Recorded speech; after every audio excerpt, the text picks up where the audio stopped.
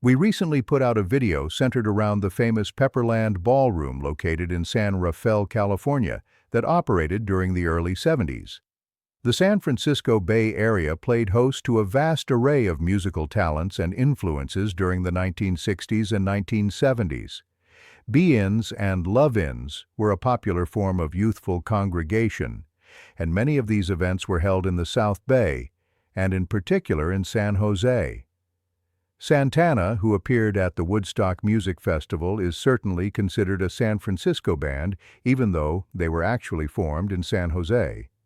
The South Bay never got the same level of attention as the city of San Francisco, but the South Bay area spawned many great and not-so-great bands. And in this video, we are going to look at one of those South Bay bands, the Chocolate Watchband. The Chocolate Watchband was formed in the summer of 1965 in Los Altos, California by Ned Torney and Mark Loomis, who had previously played guitar together in a local band known as the Chaparrals in the previous year.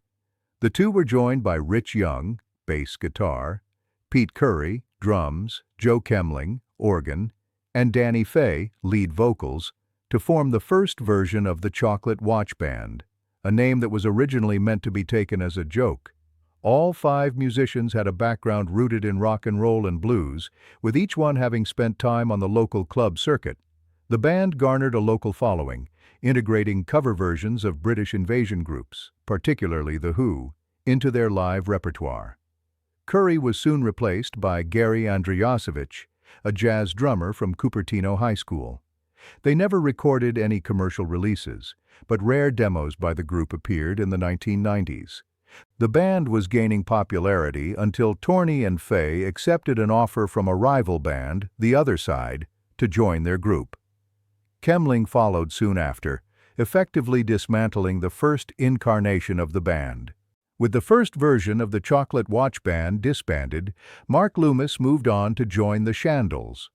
Quickly becoming disillusioned, he took the discarded name Chocolate Watchband and recruited the Shandles bass player Bill Flo Flores and former Watchband drummer Gary Andriasovich.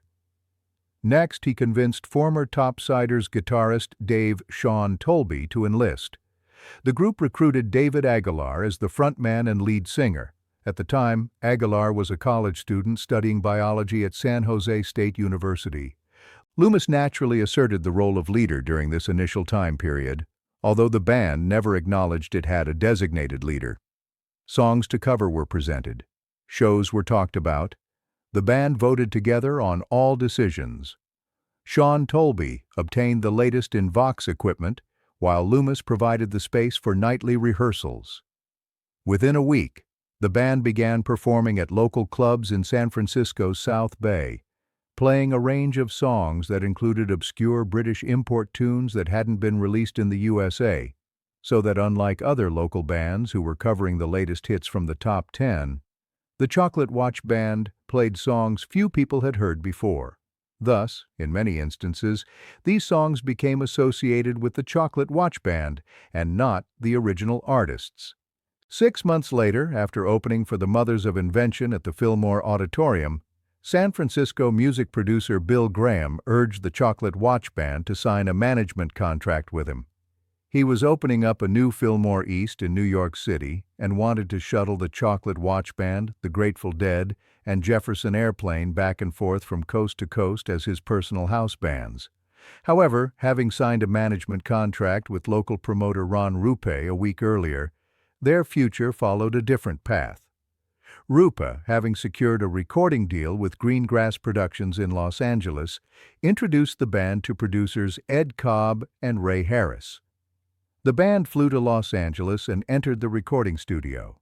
As a warm-up to show Cobb their capabilities, they quickly recorded tracks for Come On, a Chuck Berry song that had also been the first single recorded by the Rolling Stones, to whom the band was frequently compared.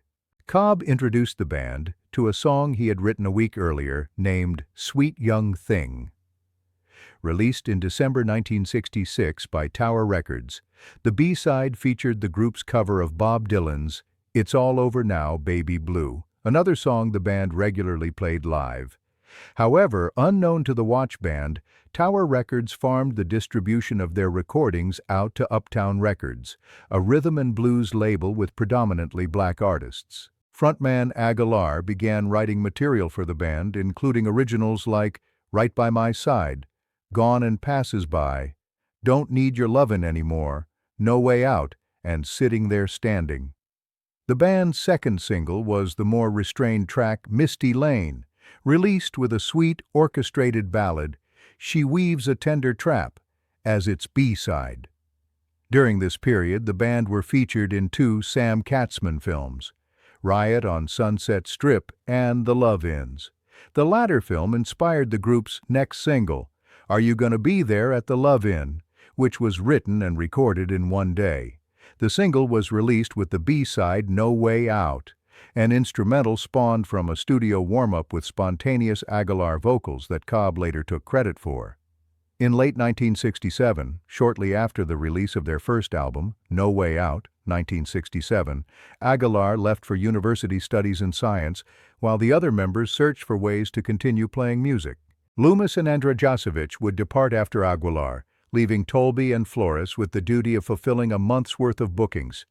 They decided to enlist the services of Tim Abbott, Mark Whitaker, and Chris Flinders, members of the San Francisco Bay Blues Band. The band still maintained a level of success, but the sound and style differed from the original band.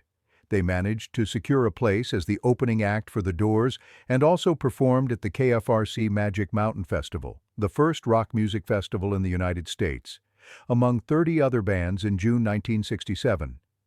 The group played several dates, including the Oakland Coliseum until late 1967, when Abbott and Flinders had a disagreement with Tolby and manager Ron Roop over financial matters, which ensured the indefinite breakup of the Watch Band in December 1967. During recording sessions for the Chocolate Watchband's second album, The Inner Mystique, the band chafed at Cobb's influence because he presented them as being more instrumentally refined on record than they were live. Less than half of the featured studio work was by official members of the band. The majority of the record featured session musicians, and a singer named Don Bennett contributed vocals on the track Let's Talk About Girls. The album also included a song written by Cobb, Medication, which was already done by the Standells, who Cobb also managed. The band reformed in late 1968 for a short period of time, with Danny Fay, the group's original vocalist in its 1965 inception, rejoining the band, as well as guitarist Ned Torney, bassist Bill Flores, and guitarist Sean Tolby from the 1967 lineup remained. A third studio album, One Step Beyond, was recorded with Cobb again using session musicians, and sometimes entire ghost bands, to record portions of it. It was a commercial failure, except for the songs written and sung by David Aguilar that were put in on the album from past recording sessions. One of the tracks, Devil's Motorcycle, featured Moby Grape guitarist Jerry Miller. After their dissolution in 1970, a revival of interest in psychedelic and garage rock in the late 1980s and 1990s once again brought the group to public attention, and their original vinyl releases became collector's items, selling among private sellers for over $100. Rhino Records issued a best-of release of the band in 1983, while Sundazed and other labels reissued the original albums on compact discs, including bonus tracks. After leaving the band, its members each embarked on other non-musical pursuits. Aguilar had worked as an astronomy professor after the band's dissolution. Ned Torney, who was a multi-instrument player, became an editor for Keyboard magazine and contributed many articles over his career with them. Continued interest prompted the band to reunite in 1999 with Dave Aguilar, Tim Abbott, replacing Mark Loomis, who backed out of the reunion, Bill Flores, and Gary Andriasovich. Michael Reese was added as guitarist in place of Sean Tolby.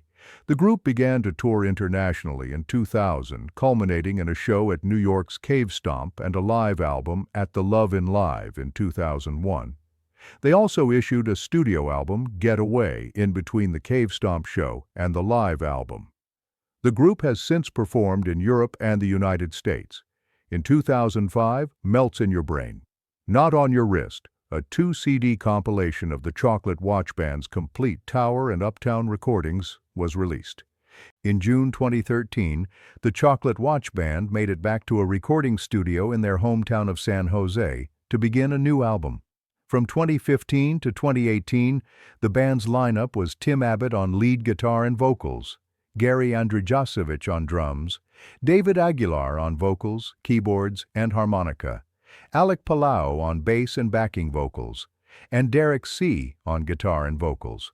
The resulting album, This Is My Voice, was released in 2019 to critical acclaim. The lead-off single Secret Rendezvous was featured as Coolest Song in the World on Little Steven's Underground Garage program in February 2019. There has been no additional new music put out by the band, however they have played live on many occasions in the early 2000s. Rumors have surfaced stating that bootleg recordings were made at some of these shows, but thus far none have surfaced on the open market, so the validity of those claims remains in doubt. We would like to thank all of the great people who contributed vital information as we amassed this trove of Bay Area music history. We encourage all of our viewers to like and subscribe, and please take a moment to hit the notification bell so that you will be notified when we release any new content. Again, thanks to everyone involved, and keep on rockin'.